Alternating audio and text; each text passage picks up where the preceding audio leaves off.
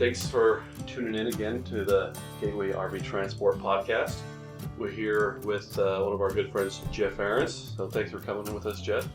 Thank you. We'll be just chatting with him for a few minutes. So I'm Jordan and here with Justin. And thanks for listening. And hopefully you find some good value out of this podcast today. I guess to start off with, Jeff, we want to learn a little bit about you, a little bit about your background. So I guess first, how long have you been here with Gateway? I think 3 years, right close to 3. Okay, all right. How did you find us? I think I was looking on my phone at different ones and had called a few different places and just talked and ended up, whoever I talked to here, I liked it better than what I heard from the other ones. So. Cool. Well, we at least tricked you for the right period of time. Right, yeah. Well, can we learn a little bit about where are you from? I'm from Oak Ridge, Missouri. Been there all my life, actually. Yeah. You come from a big family? Yeah, pretty good sized family. And a lot of my family live fairly close in the town, so. What did you do before you were moving RVs? What are some of the other things you've done? Oh, wow. I've done quite a few things. I've moved dirt, construction like that. Drove a truck, pulled like reefer trailers and tankers and cattle pots. Then let's see, I've done a little bit of mechanic work when I was slow. When I was younger, hauled firewood, cut it, and hauled it to Chicago and different places. So, You hauled firewood from Missouri to Chicago? Yes. When I was like 16, 17, 18, in that area. Huh. So, yeah. Let's see. Pulled carnival rides for a while. That was pretty interesting.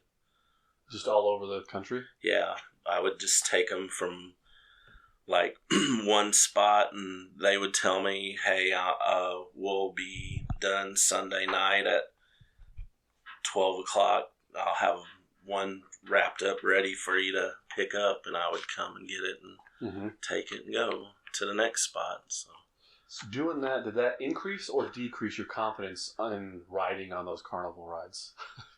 Wow, I don't know, because I mean, it's not like I rode them.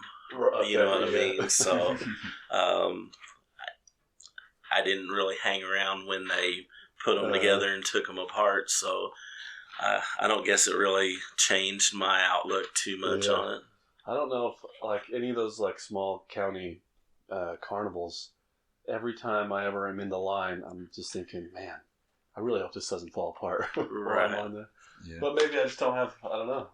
It's just you see too many movies, I guess. I don't. Is that, how did you get into doing your food truck? Actually, from the carnival, I become friends with some people from Louisiana that had food trailers, and my son at the time was all into watching about food and stuff, and I was thinking he was gonna be something that he would want to do, so I bought one, and then probably about 6 months later he changed his mind, so I was like, I had to kind of run it and take care of it. So how long have you been doing it? Let's see, about 5 or 6 years, probably. Okay. Yeah. So do you like doing that? Yeah, it's not bad. Finding help, that's the worst part with it. Do you do most of it yourself then? I usually try to have at least 2 people helping me, and one person at the window, and one just helping in general. So. What do you make? Just depends what festival or what fare I'm doing, most of the time turkey legs, barbecue nachos, fried Oreos, stuff like that. Fair food. Okay. Yeah. Fair food. Yeah. So if we ever do a Gateway Fair, Yeah. we're calling you One day, first. yes. Oh man, I have to work. Yeah. We get somebody else to run it, I guess. There you go. Yeah. We have another guy who does, well, he doesn't do food truck, but he runs around with the carnival stuff. Yeah. Brad. Mm-hmm. Yeah, so it's kind of an interesting thing. So you mentioned doing that with your son. How many children do you have? Just one. Okay. Yeah. Cool. And so I guess food wasn't in his future then. No. Carnival food. No, he's had a few things that wasn't in his future, and he's Yeah, me too. Yeah, he's now. I have a couple rental places, and he's really interested in that. So, and then he's taken his test for to real estate test or whatever it is. So Right. So yeah, he's young. He's changed his mind a few times about stuff, but I think he seems to be kind of sticking in there now. So we'll see. So you own a couple rental homes? Yeah, I have mainly like trailer houses, Yeah. 16 by 80. I got 4 of them, and then I have a building that I rent out. So How do you find that? I mean, is it difficult? Do you have like a property manager? Is there a lot of like drama that comes? Like it's just all you? it's Okay. all me. I'll get a call. I mean, I might leave here and someone might call the water heaters out or whatever. So, Yeah. I mean, you just gotta call when you're out on the road. You have to call someone else to come and take care of it. But yeah. Does that add a lot of stress? I mean, the reason that I've talked to quite a few of our drivers either do that or are really interested in similar things and including myself of getting into that. It can be. I mean, if you get some bad renters that doesn't want to pay, it Mm-hmm. can be pretty stressful. But luckily, for the last probably 5 years, I've had really good ones. So hopefully that keeps up. Yeah. So does it basically just come down to that? The action, just whoever's in there. I feel like like if you have one in that pays on time, and I have one that the place looks better now than it did whenever he first come in, because he's retired and has nothing to do except for nonstop little stuff here and there, and he's constantly taking care of the yard and stuff. Keeps it looking really nice. So How did you get into that? oh wow, when I was doing land development or working for that guy, he had a few, and we were talking, and I was just like, yeah, that's probably not a bad idea. I wouldn't mind trying it. So I bought first trailer then, and bought a little piece of property and put it on. And well, I guess at first I had it in a place, and I was paying pad rent, and it didn't take me long to figure out it was better to have your own place to put it. So. And so just went from there, where you Yeah, just bought a second one. yeah, exactly. I mean, just come across another deal and bought another one, and once you get it paid off, it's that's whenever it's pretty good. Yeah. It's not so great whenever you're making a payment and then you have to fix a roof or something. So, but once it's paid off, it's not so bad. It's pretty good. So were you able to get there? How long does it take to? I guess it depends on how much it cost you in the first place. Yes, But it takes. all that and how much. I mean, if you can double, triple your payments, and how fast you can get it paid off. Yeah. Yeah. You have to pull quite a few campers sometime to get them extra payments in.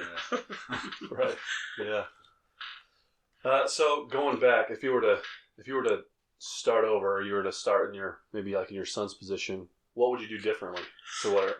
I would definitely start out with more rentals sooner, and I had an opportunity from an older guy one time to buy like 300 and some acres from him, and he was going to let me make payments to him, and I would definitely not let that go. I would have took that for sure.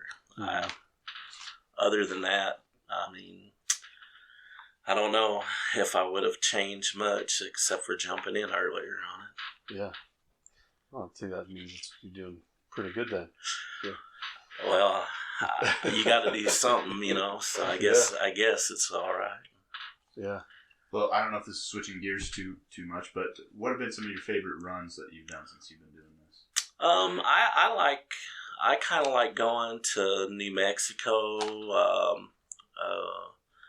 Sometimes Southern California.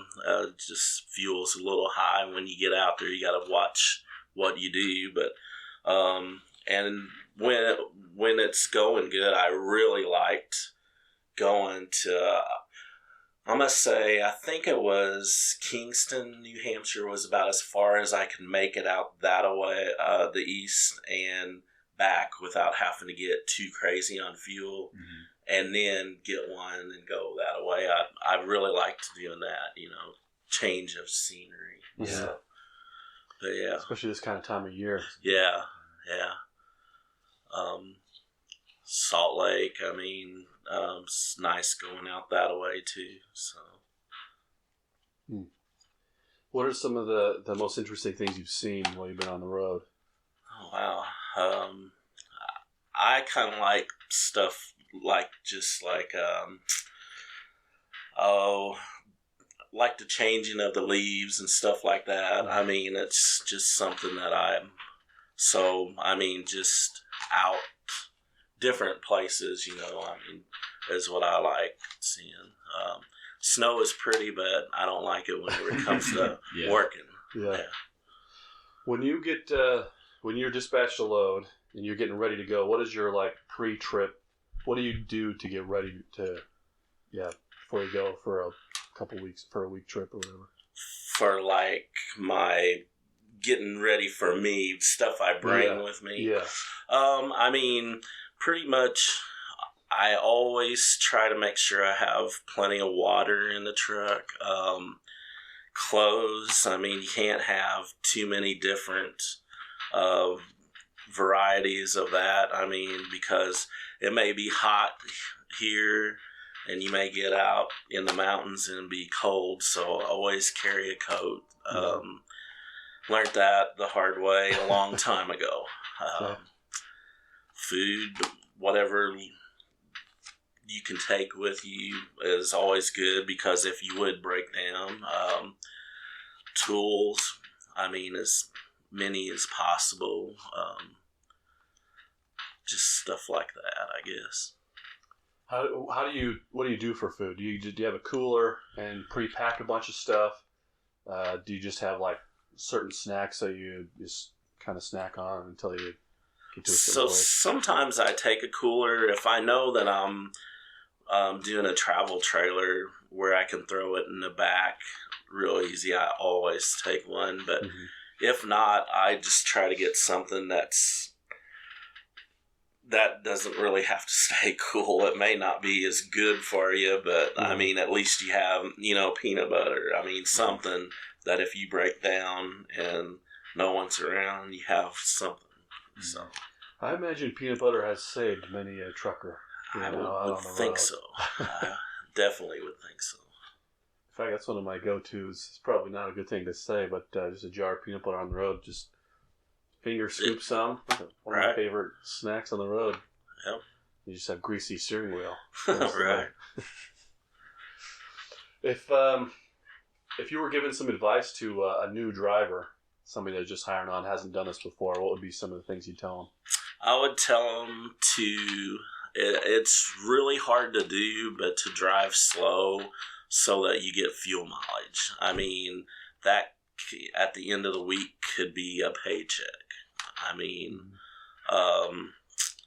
be careful of everything around you, because there's a lot more traffic now than ever since I've been out here. And it's constantly somebody coming over to almost hit you or stop short in front of you. just right off the top of my head. I'm sure there's other things that I should be saying, but that's the main things that I'm thinking of right now. Mm-hmm. But yeah. Do you remember your orientation? Yeah. Do you feel like you were prepared? Who did your orientation? There was, let's see, there was, who all was in there? I mean, you come in there, and then there was, I think there was, The other people in there. yeah, I'm trying to think of who it was. Caught me off guard here. But I mean, I remember coming and going to it. And stuff. Do you feel like you were prepared? Yeah. I think so too. Actually, Yeah. we get some drivers come in that really are prepared, ready to go, and then you get a handful that just kind of blew in here with the wind, and you kind of have to help them get ready, get acclimated, and oriented. But yeah, Sure. I feel like I remember you being ready to go. Yeah. Mm-hmm. What do you listen to when you're on the road? I mean, I remember when I first started driving, I was like, oh, I hate country. I'll never, ever listen to it. It took me about maybe a month or two out there just nonstop listening to one kind of music before I'm flipping to anything and everything. So now I like it all. Yeah. Good.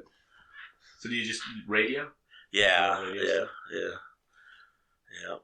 I guess if you're starved, or just like if you're hungry, I went on a week-long hike camp trip when I was a kid, and you have to keep all your food with you. By the end, like I didn't like oatmeal when it started, like just prepackaged oatmeal, but that's light. It can sustain you. You know, it's good. So when I started off that hike, oatmeal was the worst, but for some reason that was all that we had. By the end, I was a big fan. Yeah. And it's still am. It's a similar thing with when you're on the road trying to find a music station. Yeah. And plus nowadays, I mean, you have a phone, so I mean, I of course headset, but I have like 3 or 4 other friends that do this, so it's nothing to talk to one for during the day, and maybe if you're one day driving nights, you know, I mean, someone's always driving something different, so you can call and talk to them, and that works out pretty good too. Mm-hmm. Well, what excuse me, what does the next 5 years look like for you? Hopefully pretty good. Yeah. Keep doing this? Are you planning on doing RVs for a while? I'm planning on it, hopefully. Yeah.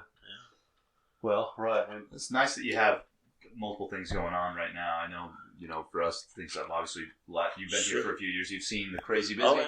You've seen the crazy slow. Probably a lot in between. And so you're having rentals and doing this and then doing, you know, going around to the carnivals. It's good that you have. Yeah.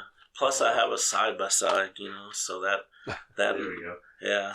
So Saturday, I was down by Knoxville climbing mountains and hills. So good. Yeah, so just a little bit of everything, you know. Yeah. Is that the big thing to do in Missouri where you're from? Is it they do a lot of that kind of outdoors, riding ATVs? There's quite a few that do, and then of course hunting, fishing, stuff like that. Boating's big too. Where I live at, there's Kentucky Lake is not that far. Illinois has some lakes. Missouri's got a couple good lakes, so you're kind of right there where it can go to pretty much any of them. And then same with the ATVs and UTVs. There's parks pretty much around everywhere, so constantly going and doing that. Didn't you do a lot of hunting and fishing too? Try to. Yeah. It's tough to get everything in, but I pretty much, like from here until it gets really super cold, will probably try to ride as every chance I get. Try to not tear anything up. But what do you hunt? I do turkey, deer. Used to do a lot of rabbit hunting, squirrel, but I don't do much of that anymore. Just mainly just the turkey and deer.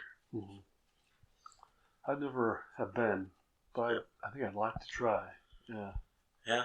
Well, sometimes it's good just to turn your phone off and get out there and sit and not have no one bother you. Mm-hmm. And then when they do come up for you to shoot them, it gets exciting. So, yeah. I could see the appeal for sure in a lot of ways. Just kind of connecting, like getting rid of the technology, kind of reconnecting with yourself and nature, and then getting meals for a couple weeks. Yeah. My one experience, I went down the road here with some friends, and he let me borrow. I don't have all this stuff, so we ducks, and I borrowed his waders. Got in the water, and it was like November, December, I can't remember, and immediately filled up with water.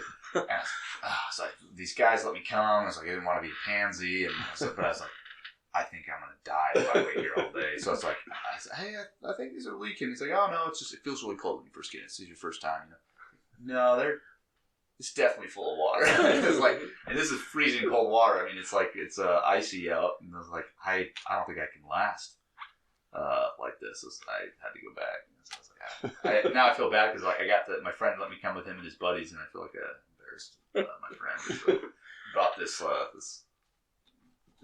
pansy with you. Guns are like 4-wheel drives and tractors. You can never have enough of them. Yeah. Just trying to convince my wife that that's true. We've been around guns, all our lives. Yeah, sure. But just hunting just has seemed to be one of those things that just have, there's been no particular reason, just seems to have evaded my lifestyle. Sure. My wife has yet to change her perspective on guns completely, just for her background, which is very different than mine. European approach to it. Yeah, but we're getting there. When we first got married, it was still kind of the honeymoon phase. She was still willing to, she was game for trying new things. So I've got a couple of videos of her shooting some really cool guns, including like a Barrett 50 cal. And so we got Sweet. When her mom saw that video, she wasn't very impressed. But it is kind of fun to do that. Anytime we have family from England come over and visit, we try to give them kind of the American experience, which some of that includes. Yeah, shooting some guns and stuff. Here's a kind of a good wrapping up type of question, but what do you want to look back on and be most proud of? I feel like that I try to get my camper there and safely and on time, and I feel like I'm pretty proud of that. I mean, there's always going to be some time that it's not going to work out for you, but overall, I feel like I do a pretty good job. So I'm pretty proud of that. Well, you certainly do. And one of the things that you do that we wish all of our drivers had the ability and could do is you'll take most of the trailers that we get, like weight-wise. I know you have the ability to, but also a fifth wheel and going anywhere, which is we very much appreciate. How about just kind of generally, like in just like kind of your life generally? Generally, pretty proud. Well, of course, my son. I mean, and pretty proud of what I've accomplished of the different, like the rentals and the food trailer and stuff. So, I mean, I feel like I've not done bad for being someone that whenever my last day that I graduated, I had enough detentions to do a whole nother year and a half. So that's not too bad for someone like that. When you go to detention and you get 3 or 4 in there because you're goofing off, it don't take long to add up. So, I mean, there's probably a few teachers that's probably like going to be surprised that I actually done something. One of my things I like what my dad tells about in schools. He said teachers would get on and he's like, "You're just staring out the window all the time. You should become a truck driver." And he's like, what they didn't realize is like, oh, actually, it's a pretty good idea. So my dad got into trucking, and so Right. The teachers actually steered him on the right course. Yeah. On that. Their lack of That's faith cool. in him was inspiration to Yeah. push him. Yeah. It is amazing how much impact people like that can have on young minds. Young people. Just whether it's confidence or if it's a lack of confidence, a child can use that as inspiration or can devastate them. I'm starting to learn with little kids, just being careful of my word choice, I guess. I learned that yesterday when we found my daughter's 6 sprayed my shoes with bleach. She got a hold of some bleach cleaner and was wanting to be helpful and sprayed my shoes with bleach. And so that was a moment of, okay, I can try to use this. I need to take a step back, Good to be reset my thoughtful. frame. Bad application of a good principle. Yeah. So that was a good learning experience for me, trying to just, okay, well, these are just boots, although I did really like them. And we'll see. I don't know what bleach does. We'll find out soon. Yeah, you did. But, Well, I don't have much else, Jeff. We really appreciate you doing this. We really enjoy working with you. You're a real easy person to get along with. You really help us out a lot. I wish that we had tons and tons of trailers to give you, like I wish that we could do for everybody, but I understand. we appreciate you rolling with it and taking it as it comes, and we hope you have a good trip down to Texas after this. Yep. It'll be nice and warm for you. Yeah, no doubt. yeah, just to add my voice to Justin's, we're really grateful for what you do. We feel like Gateway's greatest strength is its drivers. We have, I feel like, exceptional drivers, and I hope other companies feel that same way too about their drivers. But I feel like we really do. We've got great drivers, and you're just a great example of what a successful driver should and ought to be. A real pleasure to work with, and we're just grateful that you're part of the Gateway team. A final question, which is probably the most important question, is what is your favorite dessert? Favorite dessert? Uh-huh. I don't know. As you can tell, I got a lot of them. Yeah, I don't know, is that a question that you ask a guy that does fair I know, desserts? it's like, Yeah. like elephant ears. And Yeah, it's Fried Oreos. best, fried Oreos. hard to narrow it down to one favorite.